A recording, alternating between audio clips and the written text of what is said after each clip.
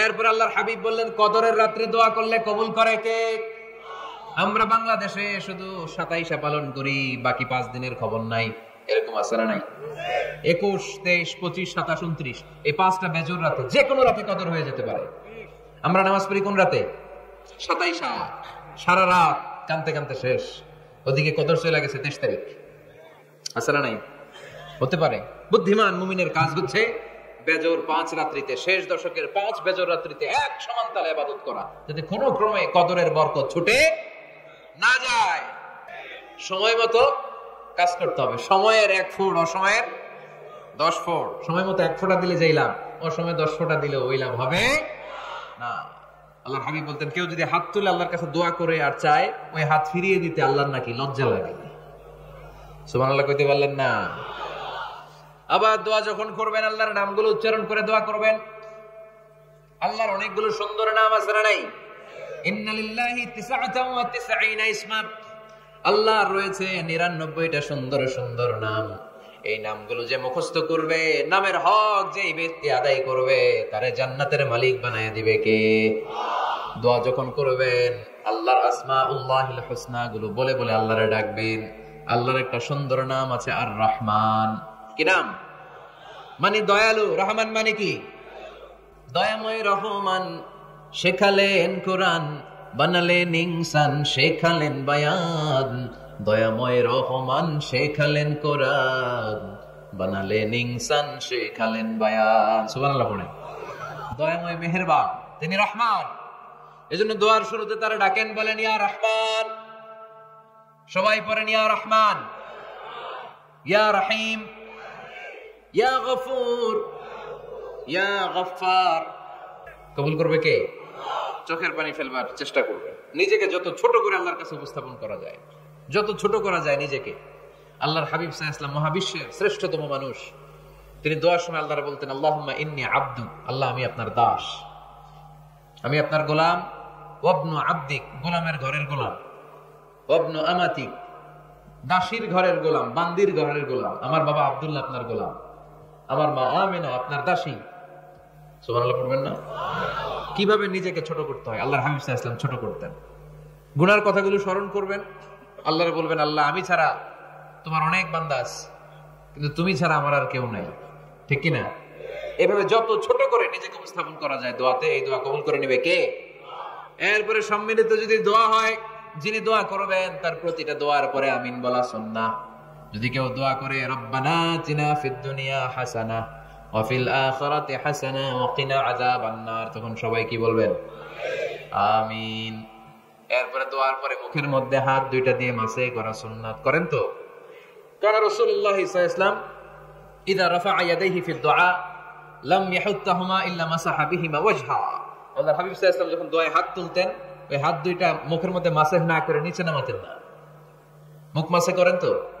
এই পদ্ধতিতে যদি আপনি দোয়া করেন, আল্লাহর কাছে প্রার্থনা করেন আর ফরিয়াদ করেন, আপনার দোয়া কবুল করবে কে?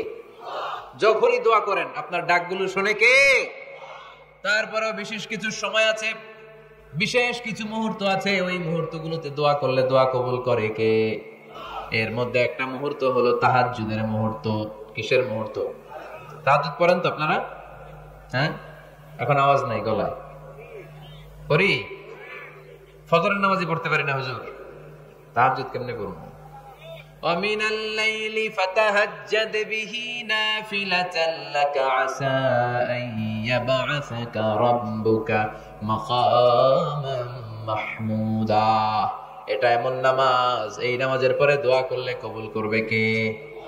ওই মুহূর্তে আল্লাহ প্রথম আকাশে মনোনিবেশ করেন, ডাকতে থাকে, কার কি লাগবে চাও? টাকা লাগবে টাকা দেব, সম্পদ চাও সম্পদ দেব, সম্মান চাও সম্মান দেব, বউ লাগলে বউ দেব। আসরা নাই? লাগবে না? এদিকে তো বেশিরভাগ অবিবাহিত মনে হচ্ছে। বিয়ে করো নাই কারা কারা দেখি? খাইছে। সবার তো বউ লাগবে দেখা যায়। আল্লাহর কাছে চাইবা, দিবে কে? দেয়ার মালিক কে? মনের বাসনা পূরণ করে কে? ওই আল্লাহর কাছে যেন আমরা চাই। বিয়ের কথা শুনলে সব সজাগ, আর ঘুমে ধরে না। এখন সজাগ জাতি, চাইতে হয়। যুবক ভাইরা চাইতে হবে আল্লাহর কাছে, নেককার স্ত্রী চাইতে হয়। নেককার সন্তান চাইতে হয়। তাহাজ্জুদের সালাতে যেন আল্লাহর আমরা বলতে পারি, আল্লাহ এমন জীবন সঙ্গিনী দাও, রূপবতী, গুণবতী, নেককার, যার সাথে দুনিয়াতেও থাকবো, জান্নাতেও থাকবো। ঠিক কিনা? এই দাম্পত্য জীবন কি শুধু দুনিয়ায়? আমার স্ত্রী আমার সাথে জান্নাতে যাক, আমি চাই কি চাই না? মুমিনরা দুনিয়াতেও একসাথে, জান্নাতেও একসাথে। ঠিক কিনা? তাহাজ্জুদের দোয়া আল্লাহ ফিরায় না। ইফতারির আগে যে দোয়া, ওইটা আল্লাহ ফিরায় না। ইফতারি করার আগ মুহূর্তে আমরা যে পেঁয়াজু, আলুর চপ, বেগুনি, হ্যাঁ, এগুলো খান আপনারা? রুয়াবজা শরবত খান নাকি? এই যে সাজায় রাখা হয় ডিজাইন করে, এইগুলো রেখে যখন দোয়া করেন, এই দোয়াটা আল্লাহ শুনে খুব। আল্লাহ বলে, কিরে ফেরেশতারা, ঘটনা কি? এত খাবার কেন? আল্লাহ রোজা রাখছে। কি চায়? আল্লাহ ক্ষমা চায়। তো খাই না যে তৃষ্ণার, তো আল্লাহ আপনার ভয়। আমার দেখছে না, আল্লাহ আপনারা দেখে নাই। জান্নাত দেখে নাই, আমার জাহান্নাম দেখেছে আল্লাহ কিন্তু জানে। তারপরে ফেরেশতাদের মুখ থেকে বের করা হবে। সুবহানাল্লাহ পড়েন। আমার জাহান্নাম দেখেছি কিনা বলো। ফেরেশতারা বলে, না জাহান্নাম দেখে নাই।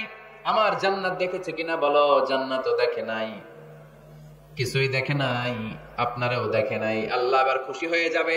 আমার খুশির জন্য, আমার ভয়ে তৃষ্ণার্ত ক্ষুধার্ত সামনে খাবার হাত বাড়ালেই খেতে পারে, গ্লাসটা তুললেই পান করতে পারে, আমার ভয়ে খায় না। আমার ক্ষমা চায়, আমার কাছে ক্ষমা প্রার্থনা করে। এখন আমার বান্দা যা দোয়া করবে, বান্দার সব দোয়া আমি কবুল করে নেব। আল্লাহর ভালোবাসা সফট কর্নার খুব গ্রো করে, যোগ্য যে খুব মারতে হবে। ঠিক কিনা? সময় মতো কাজ করতে হবে। সময়ের 1 ফোঁট, অসময়ের 10 ফোঁট। সময় মতো 1 ফোঁটা দিলে যেই লাভ, অসময়ে 10 ফোঁটা দিলে ওই লাভ হবে না। সময় মতো কাজ করতে হবে। ইফতারের আগ মুহূর্তে দোয়া করবেন। বাইনাল আযানি ওয়াল ইকামা, আল্লাহর হাবিব সাল্লাল্লাহু আলাইহি ওয়াসাল্লাম বললেন, আদ-দুআউ লা ইউরাদ্দু বাইনাল আযানি ওয়াল ইকামা। আযান এবং ইকামতের মাঝখানে দোয়া করলে ওই দোয়া আল্লাহ কখনো ফিরিয়ে দেয় না।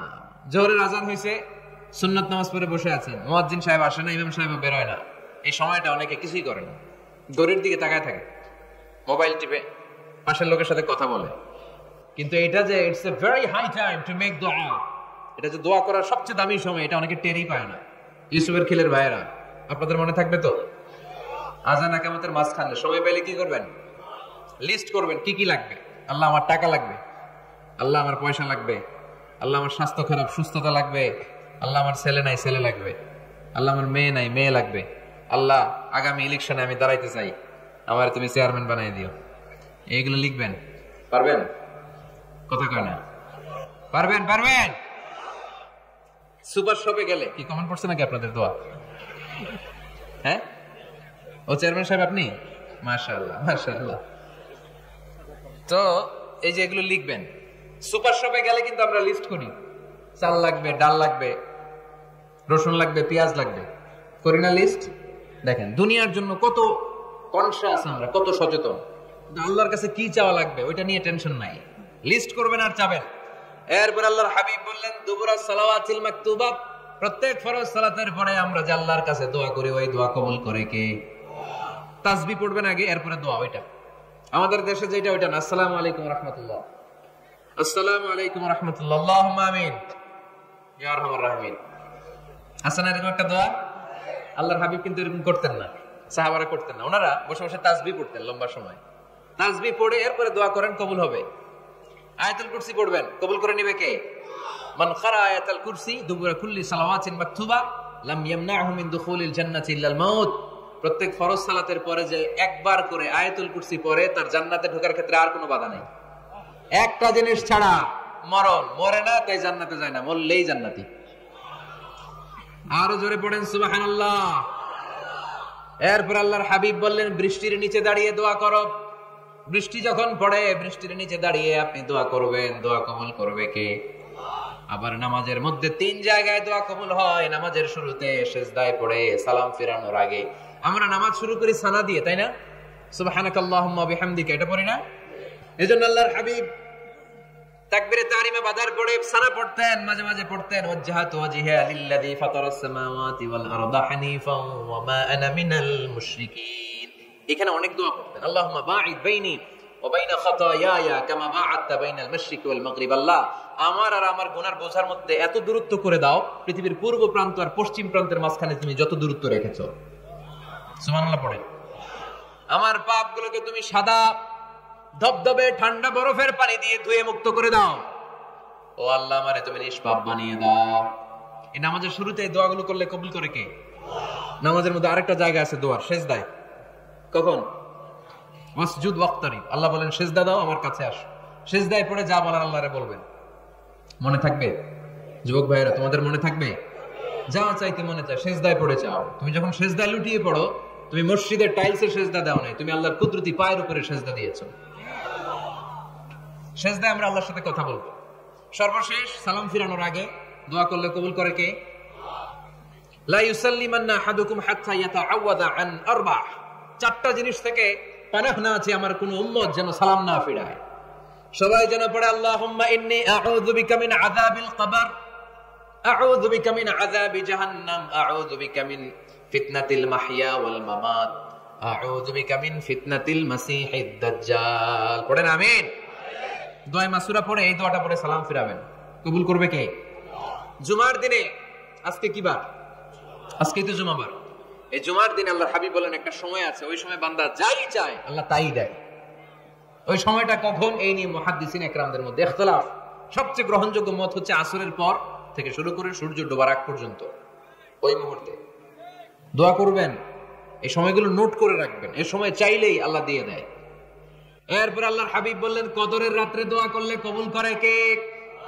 আমরা বাংলাদেশে শুধু 27 পালন করি, বাকি 5 দিনের খবর নাই। এরকম আসারা নাই? 21, 23, 25, 27, 29 এই 5টা বেজর রাতে, যে কোনো রাতে কদর হয়ে যেতে পারে। আমরা নামাজ পড়ি কোন রাতে? 27। সারা রাত কানতে কানতে শেষ, ওদিকে কদর চলে গেছে 23 তারিখ। আসারা নাই? হতে পারে। বুদ্ধিমান মুমিনের কাজ হচ্ছে বেজর 5 রাত্রিতে, শেষ দশকের 5 বেজর রাত্রিতে এক সমান তালে ইবাদত করা, যাতে কোনো ক্রমে কদরের বরকত ছুটে না যায়। এরপর আল্লাহর হাবিব বললেন কেউ যদি কোরআন খতম করে,